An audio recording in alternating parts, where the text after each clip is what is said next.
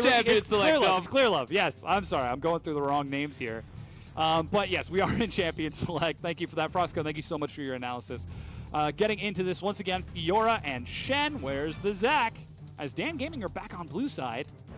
Yeah, so EDG now have to ban the Zach because they've stayed on red side. If they don't, then we're all going to kind of just scratch our heads as a unit. Collectively facepalm. Camille banned away from Audi, so again, prioritizing some of those champions away from him. There's the Talia. Oh, we're getting close, Rusty. We've got 2 left. Look, I don't want to hold my breath and expect them to do or not do something. These bans from Dan Gaming still make a lot of sense. EDG have 1 ban left, and if it isn't Zach, and if Dan first picks Zach, you might actually audibly hear me face Okay. We can let out a collective sigh of relief as EDG have banned away Zach and now given away Galio. Yeah, and they will give away the Galio. It's not even really a decision at this point in the game. Dan Gaming just get the better of the remaining champions for themselves. EDG still get a decent first rotation rather here on the red side with their first 2 picks. They can look towards their jungler. They can prioritize their support player if they want. They've even got AD carries in abundance there still remaining if they want to prioritize something like the Ashe for their team, for Zet, and to take it from Juju. Put him onto something a little bit more uncomfortable. We saw him get that pentakill on the likes of Caitlyn in the promotion tournament. He had a huge performance. And yeah, there's the Ashe locked in, as you mentioned. So we've got a return towards Lee Sin for Clear Love 7. It's been a very long time since we've seen him play that champion. And there's a lot of memes for those who are familiar with Clear Love about his ability to play the champion. I would like to squash a few of them, hopefully in this game, because he is a good Lee Sin. He is. He just has unfortunate performances here and there. So yeah, there's a couple of numbers that surround him and Kid. Last time we saw him play Lee Sin was against the Rocks Tigers in the 2016 World Championship, and that was a tough matchup for him. Which is a big part of where those memes came from. Yes. But again, Clear Love is a good Lee Sin player. We just need to see it. As a follow-up, though, Dan Gaming, they're going to stack up on 80 carries. They've already got a tank, so they're going to pick up Varus and now Graves. Looks like EDG, they're going to do the same thing, as that is now Kennen once again locked in. And one thing that EDG were lacking in the last game, they now have a fair bit of in the next one. Their engage is going to 100% be there with the Ashe added up to the 2 champions that we saw from them last game. When we round out the rest of their team composition, the Karma still works. Zyra is still a good pick that might be prioritized between them, but Tahm Kench as well, something to consider moving forwards. Yeah, interestingly enough, EDG respect banning away Goon's Jace. Most damage in game number 1. Didn't get the MVP, but certainly worthy of it. Now he's going to have to show us something new. Perhaps could take that Galio. They could give it over to Lies in the top lane to answer Audi's split Kennen again. But that's also a Karma ban away from Mako, and they're banning away Lies Rumble. So EDG, very reactive in this second game. And yeah, call it a respect ban from Goong. It may well just be a ban to both lanes because they don't know where the Galio is going. Rumble also taken away for the top lane says they don't know where the Galio is going themselves, as the forced bans out of Dan Gaming, getting rid of the supports of choice, the 2 strongest, still leaves open the champion that we mentioned already. Absolutely, that Tahm Kench could still be up, but Zyra, another option. I think more importantly, removing those protective champions. Zyra's actually locked in for EDG, so while they do have crowd control, if they're caught by crowd control themselves, that is going to be a very dead champion very quick. That's a Blitzcrank! Lord almighty. All right, look. There's a couple of champions in League of Legends that do well into Blitzcrank. Zyra is one of them. You can't see it right now, but you can hear it. I am grinning from ear to ear. This is great. I don't know, man. Dan Gaming. I didn't sign up for this. What an entrance to the LPL. They've got Varus Blitzcrank in the bottom lane, Graves in the jungle, and LeBlanc in the mid lane. This is picks all over the place. And Lulu has been banned away, so it's a whole different kind of pick. Meanwhile, Syndra is going to be the hover from EDG. Great setup from Scout. We know he's excellent on the champion. He's actually going to take it and lock it in. But boy, oh boy. Dan Gaming. Dan Daniel. Dan Gaming. So they picked themselves a Blitzcrank for Cat. Now, for what it's worth, I will give you some logic behind the pick, as I am, I guess, being confused at the same time. Ashe's low mobility. Kennen is a targetable champion, as well as having the silence there is good against Lee Sin with the kick. Knock up as well if you're protecting your AD carry, like there is merit there. And if you hook an Ashe or a Zyra, you're probably going to just kill them. They will get completely blasted. And you just need to hit those hooks, basically, right? They don't have a lot of tanks on the side of EDG, and if there's one thing the Blitzcrank will excel at taking out, it's the carries if those hooks again connect. And as a result of that one pick, they can start to push the game further and further forward. So, like, Blitzcrank, by no means a horrible pick. Yeah. I mean, not to mention the fact that they're already a win ahead. They can afford to get a little fast and loose here. Of course, they would love to 2-0 because that would be a huge statement for them, but I think they're pretty happy with making a statement, taking something a little crazy with the likes of this Blitzcrank. And for those who don't know as well, there is actually a Blitzcrank clan that runs around in Korean solo queue that win pretty much 100% of the games you see them in. They're all Blitzcrank mains. This could be inspiration from that because those solo queue players lately have been destroying pretty much everybody to ever exist. We've also seen Blitzcrank at the MSI play-in stage from the CIS region. We did. Which is the last time I believe we've seen it. It was actually played just yesterday by Totoro of the Afrika Freaks against BBQ. Right. Played it into a support Nunu. It seems like it's actually seen a lot of play in LCK. It's been played by Max, Key, Sheep. So this Blitzcrank actually, apparently LCK has been on top of it, the bottom half of LCK. So maybe Cat doing a little practice on that server. And I mean, a couple of other things as well. Yeah, a lot of the LPL players are on the Korean server, not the LCK server. That's definitely a competitive region. The Blitzcrank also changes with the Relic Shield. Having the extra shield that comes up passively is super big for him. The item changes. You can rush your Locket. If people rush Redemption, they're making mistakes against him. It takes too long to actually come into effect. There are justifications for why he could be considered closer to the meta now. And it's not surprising that more people are going to play him. Still, I call it cheese. Absolutely. We just heard the crowds chanting, and while EDG's was significantly louder, we did actually hear Dan Gaming chants as Cat looks for Clearlove, gets the hook, but Clearlove flashes the wall to safety. Oh man, this is solo queue all over again. And on what planet is a Blitzcrank not going to do that, Clearlove? Yeah, right? From bronze to challenger. From bronze they to are invading you. Yeah. They get a flash out of Clearlove. Oh man, he's even using the Riot Blitzcrank skin, so he'll be throwing up the sirens, dropping down traffic cones, and trying to prevent the obstruction of justice from EDG. I love it. Is that what he's doing? Yeah. They're obstructing justice if he I would imagine so. He's trying to prevent a riot. Because if EDG were to lose to the newcomers of Dan Gaming, I'm sure there would be one in the fans, though many fans certainly going to be here for our second matchup of the day as well. Clearlove will start off with his blue buff. Nice hefty leash as Zet and Mako don't take the time to set up in lane. Yeah, not setting up in lane. A little bit risky. Cat's now able to walk in against the Zyra lane, and they're not going to get pushed. So opportunities present themselves. We were talking a little bit about the Relic Shield from Cat. He actually opted for the coin instead, perhaps going for the talisman, or just focusing on gold. So this may not be a universal thing, but having spoken to a couple of the pros from the Oceanic region that play Blitzcrank, there are only a couple, but they do. The logic behind coin is actually usually quite bad. Yeah, it's just objectively the worst item that you'd rather have the AP one. You'd rather have Frostfang if you're going to choose, even as Blitzcrank, over coin. But what coin provides and why it is good is extra mana back. You get free gold from hanging around, but by getting extra 20 mana from the minions that die, guaranteed on cannons, you can throw out more hooks. And as Blitzcrank, staying high in mana is actually super important because the passive works off that. So even when you throw the hooks out, usually it's about 3 hooks and you're out of it. Like it may not be 3 in future, so you'll have a bigger shield, your trading's better.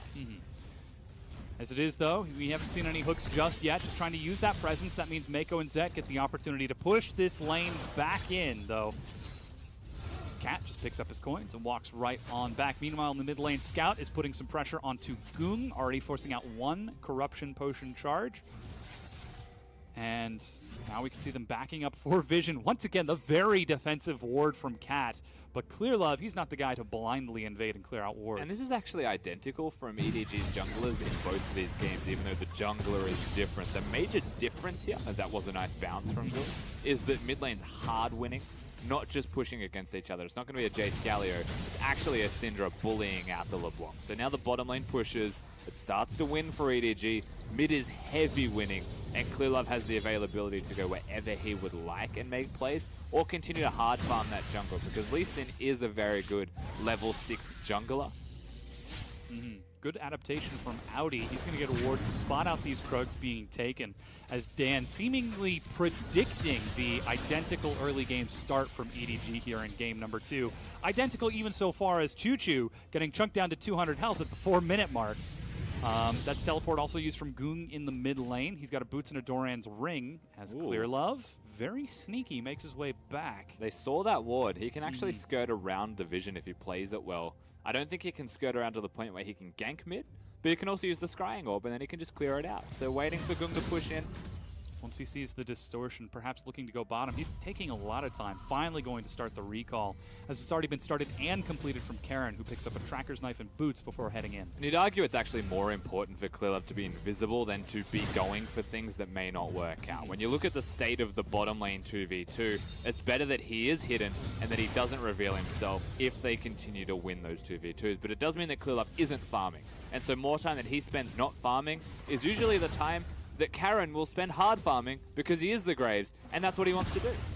Yeah, doing Krugs right now on the bottom side of the map before heading to Raptors as they respawn. Clearlove has to wait out the timer, even going to be blowing that Scryer's Bloom just to see. Now he finds himself in this weird window where there's not really too much for him to take. Nope, the timing's perfect. Oh, there he goes, yeah. Ah, well, of course, who am I to doubt Clearlove? I can already hear Frusturin in the back room doubting me. How dare you doubt Clearlove? Silly duffer. Goong's actually not been having such a great time in lane here. He's eating a lot of stuns. He's down a lot of CS. Already forced to burn that teleport very early on. But go over to his Wolves and Gromp. Come on, Clearlove. They're spawning all perfectly. Stop trying to gank without buffs. Oh, it might not be the gank. It might be the counter gank as he looks for the ward timing and immediately spots out Karen. He's got the timings down, man. Level 6 picked up. That's Chains. Ultimate is ready, and First Blood is going to go to Karen with Ignite ticking down. Goong survives, but only just. They hit the 2 chains, and so Karen's able to come in, even spotted by Clearlove. Look, do what you'd like, get all the vision in the world as the Lee Sin, but his plan was definitely not to gank. It was to counter at best, but there was no counterplay there. And Ignite Syndra loses mid lane and lets the LeBlanc catch up. Yeah, and now suddenly that laning phase is going to be a whole lot different as Karen, just inches from a ward, walks on past before clearing back towards his own jungle. Zet and Mako playing very far back now. Allow for the recall of Choo Choo. He's got a much healthier and refillable. Zet, meanwhile, looking for his own recall sometime soon. Actually, he's going to look for one more wave.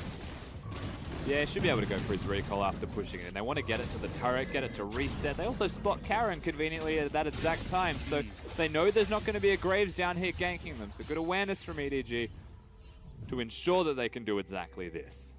Yeah, but that's now Clearlove and Scout on the invade. No ultimate from either of them.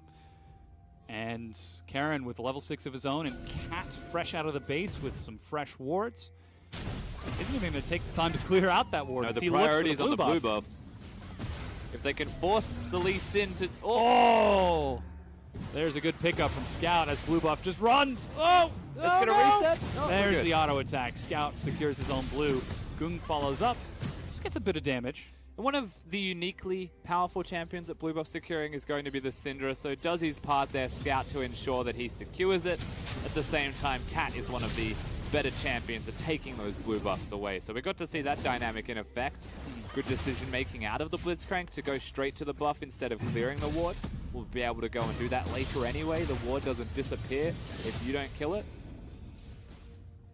Alrighty, now everyone returns back to lanes, and at the 8-minute mark, Dan Gaming actually find themselves ahead. Karen, the MVP from game number 1, is up in CS over his opponent, up in levels and experience over Clearlove. And while Goong is suffering, down about 15 CS, he's got a Merc Trance, he's got a blue buff now, he should be able to sustain just fine. And in the top lane, we've effectively ignored it. Lies and Audi are going even in CS up there. Still farming extremely well in this middle lane is Scout compared to his opponent of Goong. So whilst the kill went down, Scout does fall. It's Karen that actually takes it. And that means that the equal CS in the jungle position is still going to favor the Graves just a little bit more. You can see it in the experience advantage as well. That's the big thing you look towards, more so than you do minion kills, when you highlight how these junglers are playing it out. Top lane, though, still good for Kennen. So as far as I'm concerned, whilst Dan Gaming are ever so slightly ahead, and it is noteworthy that they are, it's not substantial enough to really feel any pain, any confliction towards how this game's playing out. Clearlove has most of his attention towards placing vision, finding Karen, more than making plays himself. But as we're hitting level 6, we've now got level 6 for everybody. The engages are there. Yeah, it's going to be so hard for Clearlove to find this vision right now, because take a look at the vision from Dan Gaming. They have got this river completely warded. He's trying to sneak the dragon right now, but Clearlove and Scout, they have no idea this is happening. They're actually just behind him on the other side of the wall. He hops over and gets some burst onto Clearlove. Oh, he's actually got Sonic him. Wave. That could be a lot of damage. Karen tries to bait it because he knows Cat is nearby. But Clearlove does not take the bait, and the dragon is reset. Yeah, no vision on the Blitzcrank. Even if he was nearby or not, he didn't know. Clearlove makes the smart, safe choice opposed to going for the aggressive play. And that, to me, is the difference between Clearlove and what is now Ice Lolly. Yes. Formerly Fire Lolly. Gets me every time. I still have to mentally jump through hoops to get JD. Instead Ding of Dong QG, Gaming. yeah. So I feel you there. I feel your pain. Just think of a doorbell.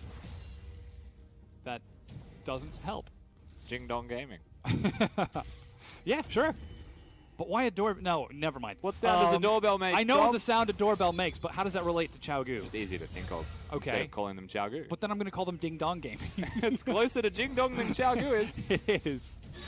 Arrow's on. Arrow onto Cat. They get the snare along with some crowd control. They've got enough burst damage. He follows through. The hook misses Clearlove. And that's going to be the first kill for EDG. And you know, if that hook hit, there was a chance that the Blitzcrank wasn't going to die, surprisingly. Might have even been able to cancel the Sonic Wave out of Clearlove, but it all connects. The stars align for EDG, as do all of the ultimates. They still get themselves the engage that they're looking for. That's the level 6 power spike that you've come to expect from a team that has an Ashe and a Zyra on it with a ganking jungler. We literally just saw Dan Gaming do that to beat EDG. Mm-hmm. Now using their own tricks against them. Clearlove clears that out as Dan Gaming get an opportunity to reset. They're still at a pretty comfortable gold advantage, even in top. That big advantage in the jungle. But we're also seeing Goong now with that Merc Treads and just completed Revolver on that recall keep up in CS with Scout. He's now even in levels, actually ahead in gold with the assist. Yeah, but most of that gold lead is still through the jungle role, where you've got the first blood, you've got the CS advantage there for Karen. And so we still have to wait for that moment where it can actually be utilized. Can he make a play with it? He's got a Blitzcrank now working with him.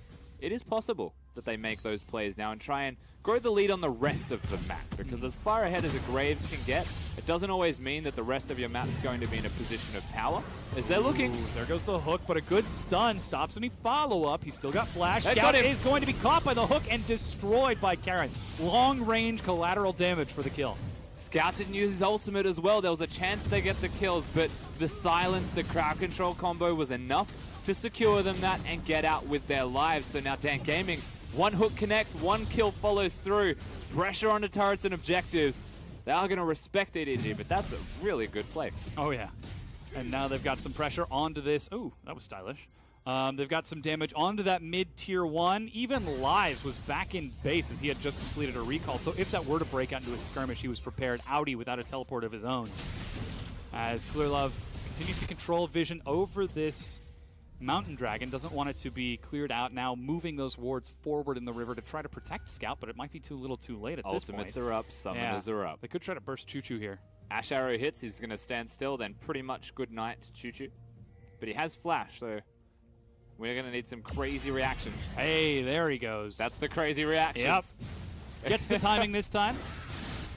I mean, after game number 1, we saw Zet actually miss that flash. Well, you may not actually even notice as well, right? The reaction speed that it takes to dodge that Ash Arrow coming out of Fog of War. Like, I always cast my mind more to the Wild Turtle flash. Yeah. We get to see how people die in the mid lane very quickly, and then we get to see it again. From the side profile, collateral damage from max range. Oh, man. He looked at his explosion, though. It wasn't that cool. That's all he contributed. Oh, whoa, they're fighting bottom. Mako's ignited. Choo-Choo actually is going to die, but Mako survives. Zet now will chase Cat Cat's down, in getting trouble. a lot of slows here. As Oh, no, he's got Clearlove's actually Swifties. making his way down there, yeah.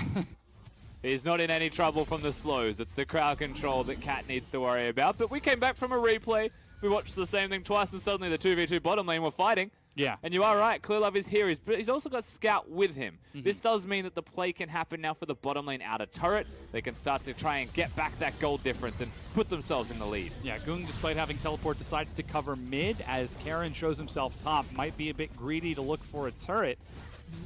But, yeah, he's able to sneak forward behind Audi. Now, Flash Taunt is the easiest way to engage if you are going to be playing that Galio. Sweeper, he knows he hasn't been spotted. But He's Audi, waiting. Yeah, he's playing so respectful right now. Gung's actually They're missing diving. as well. They're looking for it right now. Blast plant over the wall. And Audi runs for the hills. Gung follows up. That's going to be the hero's entrance. And Audi just flashes to safety. So they might try to answer back with a turret of their own. Yeah, Karen's going to help finish this off. Yep, they are definitely answering back with the right idea here. So you got to give Dan Gaming their dues there. It's the right idea. You see EDG go bottom, you immediately go top lane. But when you look at the tempo, the difference in speed between these teams, EDG are doing everything far quicker than that of their opponents. You have to watch what they do now, though, because EDG are grouped up. They've got the Ash Arrow. They've got everything up one more time. Dan Gaming need to try and consolidate this, maybe prevent any more danger from breaking out, any more structures from falling. Yeah, and look at how respectful Dan Gaming are pushing into the minion wave, taking the time to clear it out from distance, to clear it out from range away from that Ash so they don't just get face-checked by that arrow. And with that, the turret is defended. It takes minor chip damage, and EDG are forced to fall back and reset their wards. As we get now to the 15-minute mark, still no sign of that first dragon being taken. Scout holding bottom while Audi holds top, and Dan Gaming might be looking for a pick here in the mid lane. And we've been seeing some pretty intense farming out of these guys, especially in the top lane, but even right now, Choo-Choo, with how the bottom lane's been going, 153 CS at 15 minutes. Pretty good for himself, as they want Zet. Immediate flash. There's the reaction, yeah. I think he just saw the Varus step forward and decided to flash regardless, as now EDG try to take down the Mountain Dragon, pings onto Rift Herald. So Mountain Dragon traded for that buff on the other side of the map. It's going to take them an awful long time to do this, Herald. So this is where EDG, again, with the tempo advantage, with the speed that they've got it, have now got a wave crashing mid. It's going to be two people doing this. Cat should actually leave early anyway. Just go straight to mid lane, try and defend it, because either EDG get a turret for your Herald, or you forego the Herald to defend the turret. Feels like Dan have made a decision. Yeah. Could be a bit of a mistake here. Herald actually gets cleared out. The stun follows through, but he does get chains over the wall. And Clearlove is going to walk away after landing some damage onto Gung. So Rift Herald picked up by Karen. And the tower barely stands. Yeah. So Dan Gaming do hold on to the gold. I'm not going to say advantage, but they don't create any deficits for it. The Herald's actually entirely capable of breaking the middle lane structures, and we'll have to now watch how Karen does this compared to what we saw of Isolly in the last game. Will they proactively place it down? Ooh, Gung, you should have seen that coming. He's actually going forward. Flash pinned against the wall and followed up by the execution. EDG set that one up, hook, line, and sinker. He did see that coming. I'm not entirely sold on what Gung was doing there. And he flashed. He wanted them to come down to him, but the reactions from EDG were far too strong. If a Lee Sin gets onto you, Flash kicks you into a wall, of course you're going to die to a Syndra and a Lee Sin. It's just about connecting that first part of the combo. You have to believe at this high of a level of play that they would connect that, as that's his body. The sad camera pan over the corpse of Gung as he has to sit back and ponder upon what he's done. And now 18 minutes into the game, EDG are back to even in gold.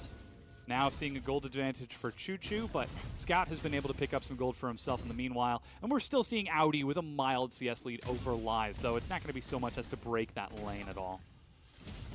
It's still relatively calm, all things considered. It's mostly small plays and picks, not even skirmishes, just picks. Blitzcrank shows up to a lane, gets a hook, or Lee Sin follows with the Ash Zyra. They do the same thing. And we're still waiting for that one moment that actually defines an advantage in this game. For me, it is still the Herald. yet to actually be placed, but if they wanted to crush the eye bottom lane, they could do exactly that.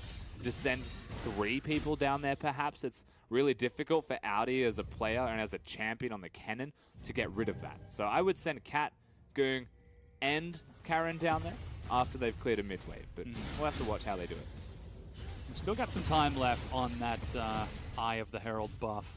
It only lasts for 4 minutes after the Herald dies, so there is a window that they need to play around. Karen, he's got about a minute and 30 left. Shows up bottom, looking for Audi. They could just try to go for the burst. There's a good hit from Goong. Not a lot of minions. Karen is going to take the initial burst of damage. Flash, and again, Audi is able to escape.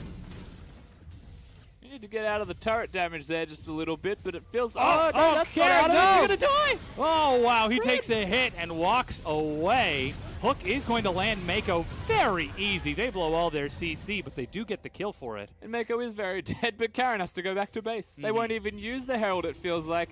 They'll get the bottom lane turret, they get a pick mid lane, and just like that. Yeah, that mistake might cost them a little bit more than what they could have taken previously. As the mid-tier 1 goes low, Choo-Choo decides to finish it off. That's 2 turrets now broken from Dan Gaming, all 3 tier 1s broken. Scout, meanwhile, playing PvE over here, clearing out minions on the top side of the map. He'll split push himself an objective for the team. It helps that they've got the Mountain Drake as well, just that little bit quicker for EDG when they try and hit the objectives. Kind of confusing passage of play mostly from these teams. They're just committing to trades, but it's not full committing, it's reacting to these trades. You've got Dan that want to put a LeBlanc bottom. They've agreed that the matchup would be enough to get them an outer turret, and we've just watched EDG let it happen. Just watch the turret go down and send a Syndra top lane. They could have sent the Syndra bottom, but I guess they're afraid of a 20-minute Baron again from Dan, as that's a really deep crushing. Oh, man. They're going to see that Rift Herald really early. They know it's there from the second it got crushed. So they're just going to go up there. She's just lumbering her way on top. From this point, though, what are Dan going to do? Expecting something.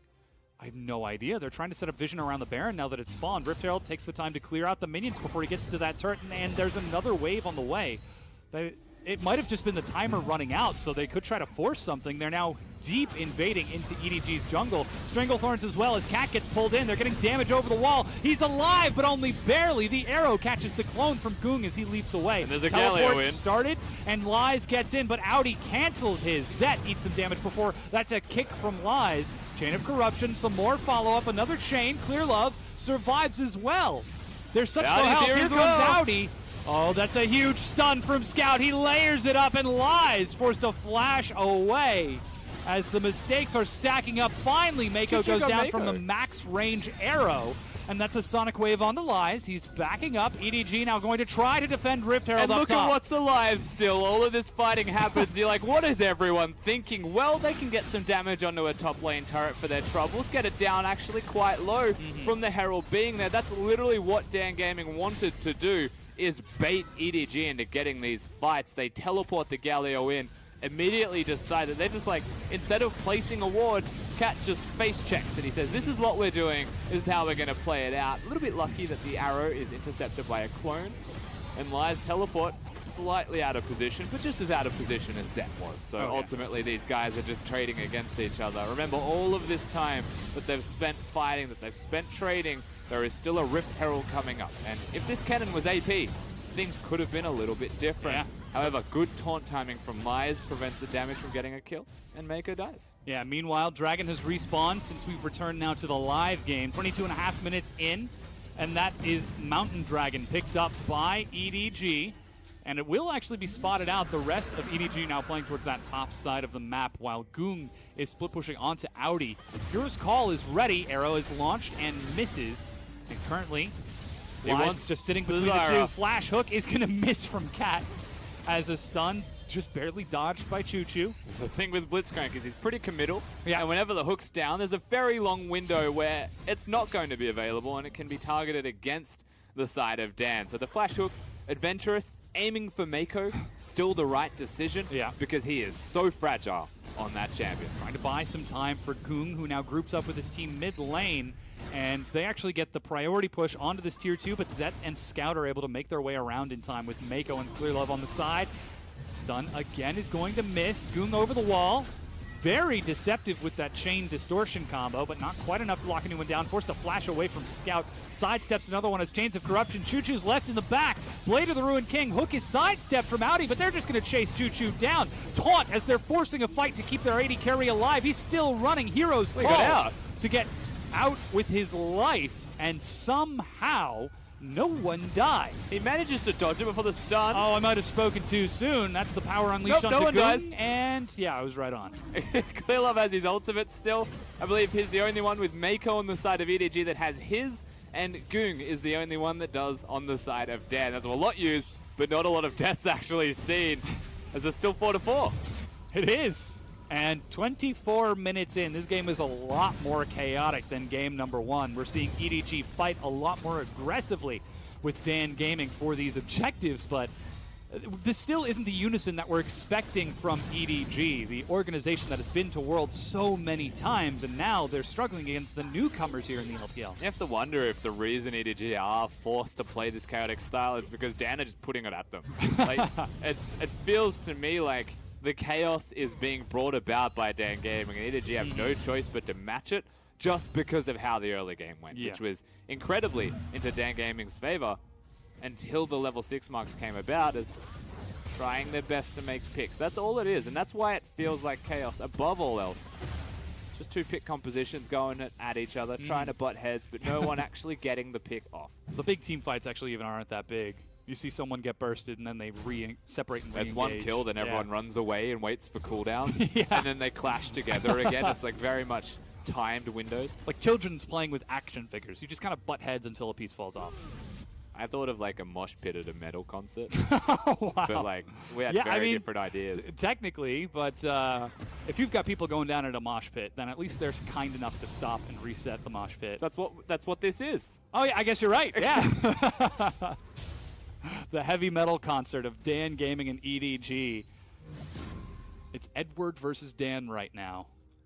And Audi looking to be a little sneaky, try to flank Gung.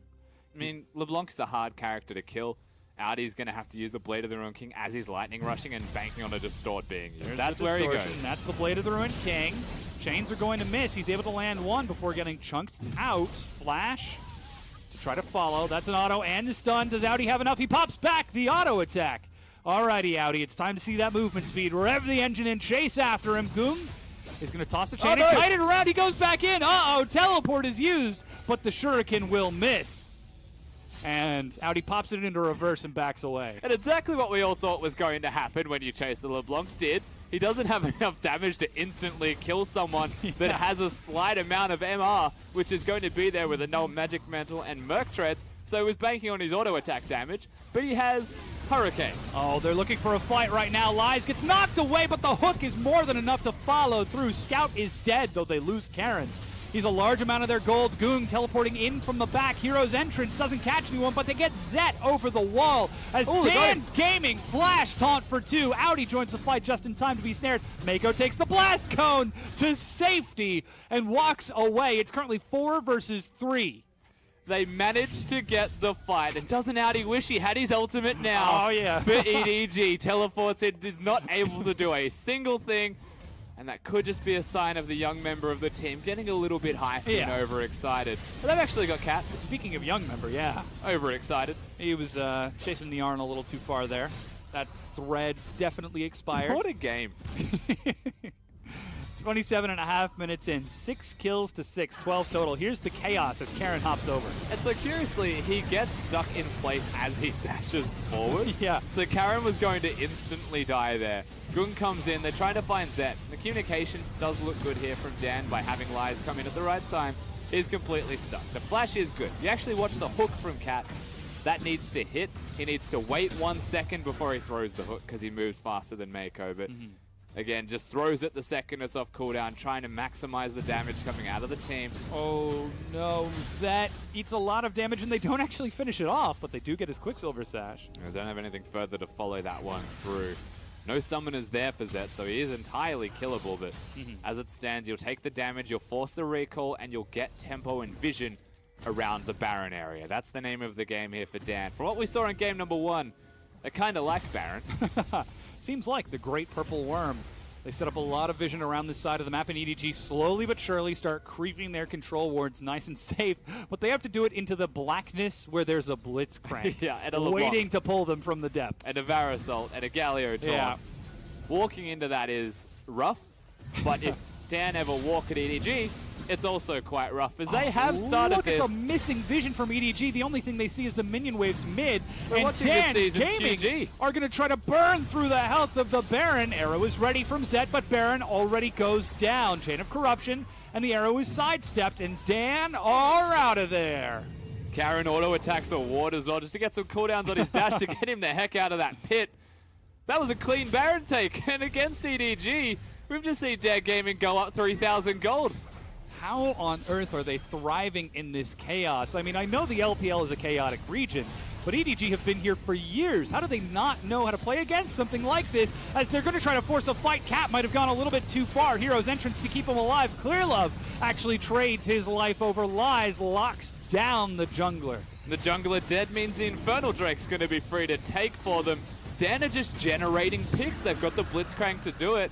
A very durable champion when you've got a Galio to press the ultimate on him. And that is indirectly one of the best combos that you'll see coming out of this composition.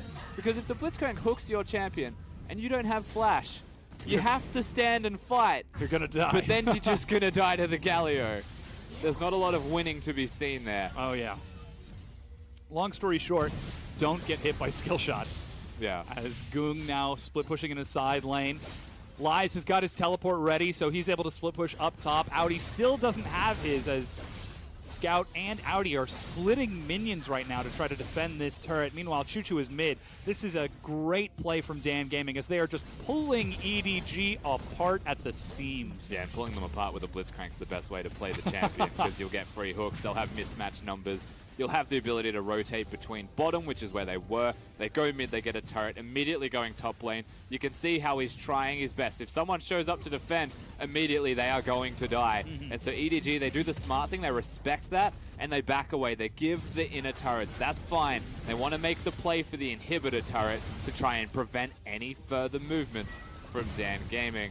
Easier said than done. Oh, yeah. But we already mentioned this. EDG's composition excels when you're walking towards them, which is why Blitzcrank is the most important champion in this game. Yeah, we're seeing Clearlove and Mako sit just outside of vision. Audi even being pulled from the side lane just in case, as Dan Gaming used the opportunity to reset, pick up a few more core items. Quicksilver finished for Choo-Choo. He's now got a BF sword as well. Massive Galio. He didn't go for the Gargoyle Stoneplate. He went for the Sunfire Cape for a more passive damage. Yeah, the top laner build. This is a huge, huge game from Dan Gaming.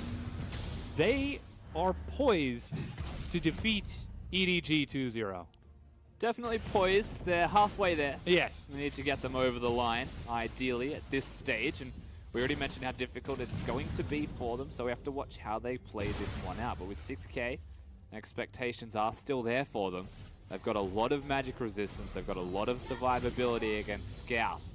It's all about Zet. They can take him apart. They can prevent him from doing the damage. If they can stop Audi from flanking. Seems like that's what they're trying to do now, as they shove in that final tier 2 turret and break it down before EDG can respond. With the recalls, we actually did see EDG set up some wards on the top side of the map, but now Dan swap right on over to the bottom. The wave gets cleared out, as Baron buff is going to time out just about now. Extended duration on Choo-Choo and Corinne, I believe. And I mean, contrary to all these ideals that we just discussed, there's a chance Dan just rammed their heads at their opponent and make it work. Like, they've got the Galio with flash. It's actually entirely possible. They'll just say screw it at one random moment and flash on top of Zet. Make him wish he was never Ashe. Yeah. I mean, they do have a flank ward very, very deep in the tri-bush of Dan Gaming. But I feel like Dan would see that coming. It would be like the scene in Monty Python, where he's just running at you for a good 5 minutes before you finally get to him. There's probably no way at all. I mean, I'm going to say probably before no way, just because I don't know. But like, even though that doesn't make sense, that's how it is. It could be. It's unlikely. But again, all of the tier 2s have been broken. 8,000 gold lead for Dan Gaming. They're displaying the 1-1-3 right now, moving back and forth between these waves. As Cat looks back and forth, is Mako going to step forward? Is it going to be Clearlove? Perhaps Scout? And so far, it's been no one. They've committed to the Kennen against LeBlanc matchup. They've actually chosen it. They've been looking for it. They want Gung to be against Audi, and perhaps it's because you can out-sustain, you can poke from a little bit higher range, and sooner or later the Kennen does outscale the Galio just in terms of lane presence. You want the Galio to be involved in these team fights. When you look at the engage of Dan, he could be considered a big part of it, especially if you're relying on a hook. You don't want to just do that. You want to have more than one option. So they need him there. And they've chosen this, which means the 1-3-1, a little bit awkward that it may be. EDG are stuck in their base anyway, so it shouldn't actually result in too much. We're just waiting for Dan to make that big call. And as far as I'm concerned, as far as Dan are concerned in this series, Baron's a pretty big call that they quite enjoy. They're kind of like QG. They've already got 2 minutes left before that Baron comes back. They're like QG without Doinby. Well, yeah, they're like a QG right now because QG no longer exists. Yes. So they're my current QG. Yeah, Elder Dragon's up in a minute, Baron in 90 seconds. Recall as they pick up and spend almost all of their gold. Chuchu's still sitting on 1,300, so we must be saving for something big here. And despite it being a relatively low kill game, 13 kills in about twice as many minutes, we're still seeing some huge action from Dan Gaming and EDG as they maneuver around. They look for picks. Gosh, Chuchu is 4,000 gold ahead of Zet. 3 levels up. He's a very big Varus, and this is more of a performance you expect from Chuchu, from the player that, in a large part of it, honestly, got them into the LPL against VG Gaming. So right now, he's got his big items. The reason he's saving up so much of his money is because he literally has to. He needs to buy complete items. Yeah. We're at that stage in the game. Malmortius or the... what is the name of the Quicksilver? Mercurial Scimitar. Mercurial, that's the one. It's right there. Yep. Elder Dragon is now up, and oh hello. no, what are you doing Audi here? flashes and dies. He was in the wrong neighborhood. Was he going to Gromp? I don't know. What was your plan, Audi? Gromp spawns. There is an Elder Dragon up before there is a Baron. They should have known this. EDG, it looks like they want to trade, maybe. Yeah, but the Elder Dragon is going to go down well before the Baron even spawns. Dan Gaming take it out and then immediately swap towards the Baron. Scout tries to clear out the minions. But this is going to be a tight timing. But this feels like a desperation play from EDG. If they're going to stay, it's just clear the scuttle, run away. And the idea here is that they have to try and steal it, Baron from Dan, but have an Elder buff. There's nothing more risky than this. When bottom lane is amassing a big wave of minions already, their Kennen is dead. And straight away they're it's outside kicked of off. vision. Dan must have assumed they recalled. They're making their way around the back, trying to hold on. Clearlove gets in, but does not get the steal. Baron secured Dan Gaming as Clearlove in the bounce house returns to the grave. Found Scout with the hook, but there's a Banshee's Veil to keep him alive. And now Dan Gaming with the 2 major buffs, with the massive gold advantage of 11,000. Barrel down the middle lane, Dom. Oh, yeah.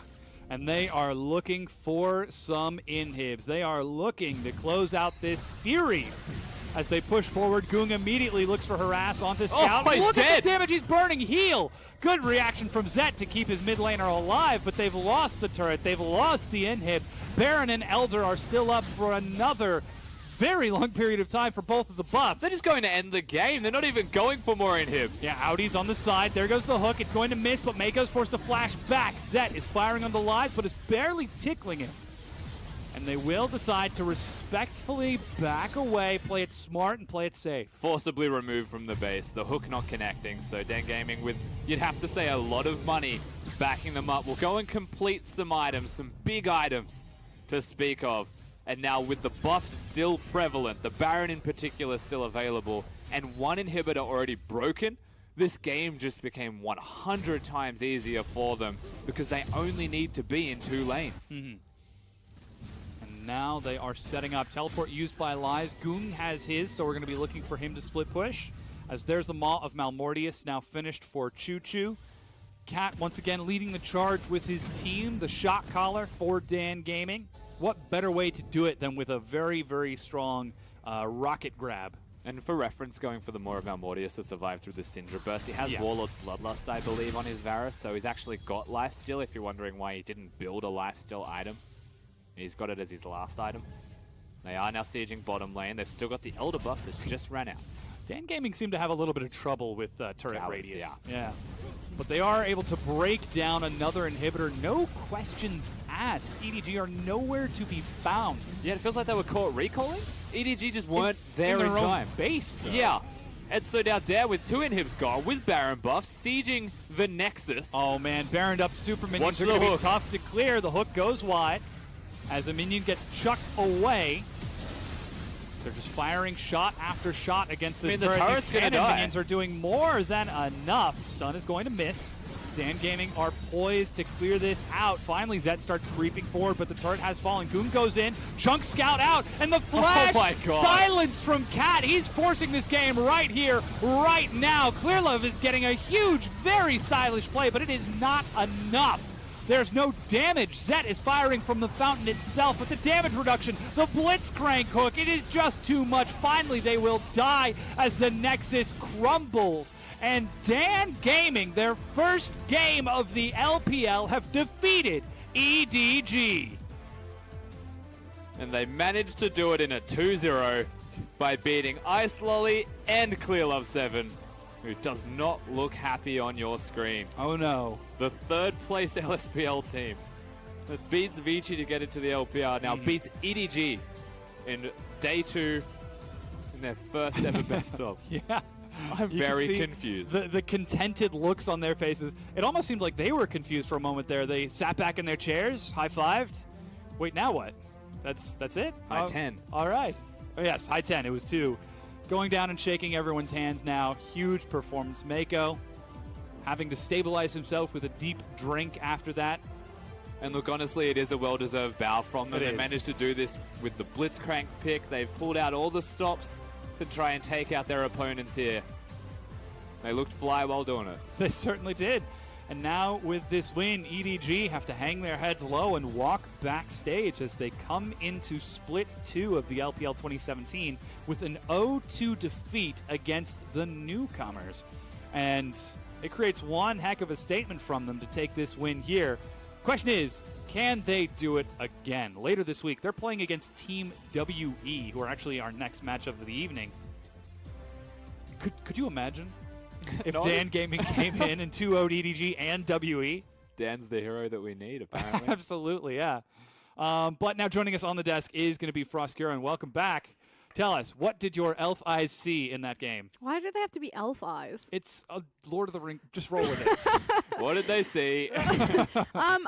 What's interesting to me is I feel like because it was Ice Lolly, I want to say Fire Lolly, Ice Lolly Yeah, and Clearlove7, that it proves that EDG's faults are not individual performance related. This time around, it was Scout who really had a bit of a rough game, particularly in that early phase, as we take a look at the damage and gold graphs. So I find that interesting, that it's not a player that you can pinpoint on the roster to EDG's shortcomings. It's something holistic with them. And I'm going to go ahead and say vision control. The vision control for both games was quite lackluster. The fact that the first game the Baron was snuck, but the second game 2 Barons were taken and EDG had such a delayed response. Now you can look at someone like Mako. You're the support. You're in charge of the vision. We went through 2 different junglers. They're also going to be your secondary vision there. But it can't all be on Mako because the team needs to create space for him to walk in and place that vision. And I feel like that's what's never happening for EDG. I think the most notable exception to that was, or not exception, but case of that was when he just casually face-checked into the Blitzcrank and got hooked back. I think he even did it in game number 1, where he was on the Karma and got picked off. Yeah, think of how many times we're seeing the likes of Zet or Mako getting picked up or even Scout in a side lane. It's these little tiny picks that are stopping EDG from being grouped up as 5, moving into an area safely, and laying down the vision so those things like those Baron sneaks don't happen. And honestly, from what we did see in this game, right, a pick composition just seems to be the easiest way to beat EDG. So let's just say that the vision is the problem, that they're not placing vision either as a team, or they're not setting themselves up, or even timing their vision placement well, or just their placement on the map. A pick composition is the way to beat that. So then, to move that question forward then, is it these small mistakes that specifically led to their defeat, or did Dan Gaming actually just play better than EDG today? It's going to be a mixture of both. I don't want to take anything away from Dan Sure. Gaming because I think they played especially well in game number 2. Want to go back to the Blitzcrank pick up there. Yes. Great performance on Cat. We've seen it a bit in the LCK. I believe it was Max that picked it up initially. Rusty, you hit a great point where you talked about the changes to coin really empower Blitzcrank in the lane. Likewise, the Door and Shield meta. The fact fact is that AD carries are picking up Doran Shield, which means poke laners are no longer as strong as they once were because you're going to recoup a lot of that health, which then empowers the all-in engagement. So hopefully we get to see more of the beat boop crank running around. We saw him flash a little bit yesterday, and it was super fun to see Cat pick that up and then use it so successfully, picking Mako time and time again, and finally punishing this very aggressive Zyra pick. Yeah, and to put it simply, right, Karma Lulu still the two strongest supports that are usually running around on the Rift, but the second they're removed, which they were in this game, then it's very easy to open up your repertoire of champions to whatever you would like to pick, whatever fits when you pick it. Yeah, MVP this time is going to go to Choo Choo, the AD carry, the pentakill man himself, 5-1-6 on that Varus. Huge performance. Yeah, had the first pentakill of Spring Split last time when he rocketed himself into the LPL. That said, I really wish it was Cat. I wanted the Blitzcrank. I feel like the MVPs and me are just never on the same page. I'm like, come on. But again, a huge performance from Dan Gaming overall. And now looking forward for them, they have to play Team WE in 2 days. That's a rough week. It really is. I think we're going to get a good pulse check on Team WE in our next match in just a few minutes. But Dan Gaming, they're coming out swinging. They're coming out strong. This chaotic style. Could it break Team WE? It shouldn't. I feel like of all teams, Team WE are the most equipped to deal with any kind of chaos that you throw at them. And for me, it also comes through the junglers, right? I just feel like Condi will outclass anyone that he plays against, especially if you're trying to play an aggressive forward style. So ultimately, we will see that in the coming set, right? I do still think that that was a very commendable 2-0 performance from Dan Gaming in this set.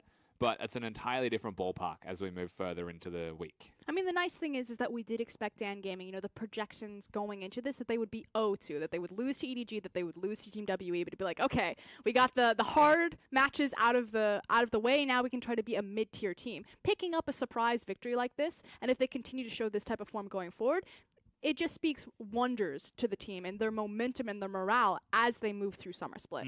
Hopefully we'll keep an eye. I mean, in saying that as well, right, like to oppose this, we saw yesterday RNG just got 2-0'd, and now we're seeing EDG get 2-0'd.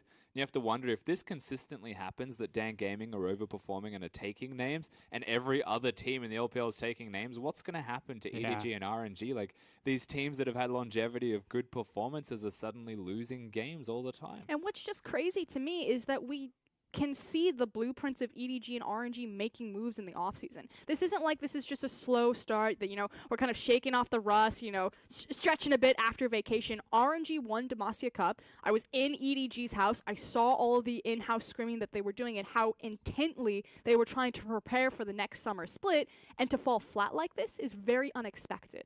Well, then, looking towards EDG, is it just these small mistakes that they need to clear up, or is this something perhaps larger? Because we have not seen them see really big success in quite some time now. I'm probably going to be overly harsh with this answer because to me, Summer Split is effectively week 13 and not week 1, just because you're going towards Worlds. We had a major off-season tournament, and it's kind of like there's no more excuses. The race is on. So for me, there's some sort of core fundamental thing that has rotted out from EDG. We see it in their draft phase. We see it kind of in their jungle. There's something missing about their philosophy about moving around and what they prioritize in the game that's going wrong for them. And they're winning based off of their star-studded talent or the developed talent they have. You know, Scout will go off and have these miracle games. Mako will step up and remind everyone why he's the best support in the league. But if these performances don't happen, EDG fall over because they don't know how to play fundamental League of Legends as well anymore. And you have to wonder as well, with the meta shifting in the bottom lane, Mako's trying his absolute hardest to carry through the Lulu Karma meta. If it now becomes carries again, can Zek keep up in the 2v2? Because he has recently moved to the role. Remember, he's formerly of the Rocks Tigers as a mid lane sub.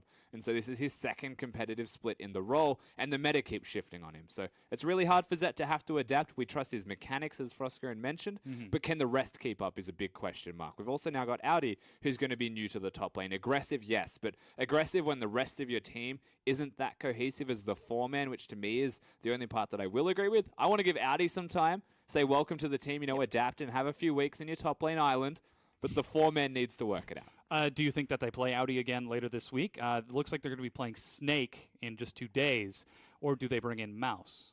I'd play Audi. Yeah? Yeah, I think it's a good matchup against Flandre. Yeah, allow him to try to continue to see some growth. Hopefully we'll see if EDG can sort of continue and try to find that that je ne sais pas, that missing bit. Return to glory. Yes. But speaking of a team that does or is looking to return to glory, in our next matchup, we've got WE versus IG. They won Spring Split. They went to MSI and put on a good showing. We now have a chance to see if they can continue this momentum in the Summer Split. Well, one of those teams already returned to glory in Team WE, but yeah, IG still trying to make their way back. One's hungry. Yeah, absolutely. Well, let's see if that hunger carries through for them. We're going to take a quick break, and we'll get right back into this.